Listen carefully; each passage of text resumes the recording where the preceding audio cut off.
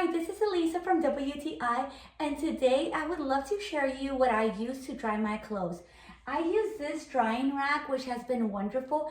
It's very versatile. You can either open it completely if you want to fit enough clothes. I normally fit 2 loads in here, 2 small loads, but you can either have only half of it open if you're only doing 1 load.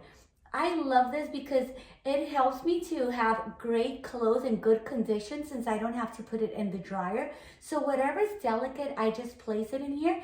It has compartments for different things. You can either hang it in a hanger, you can either put the socks down there, and even for tennis shoes.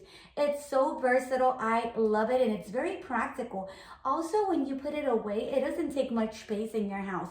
You just fold it, and you can hide it in any little corner and it'll be very, very discreet. This has been a wonderful item here in my house. It makes my life so much easier. I highly recommend it, and that is my point of view.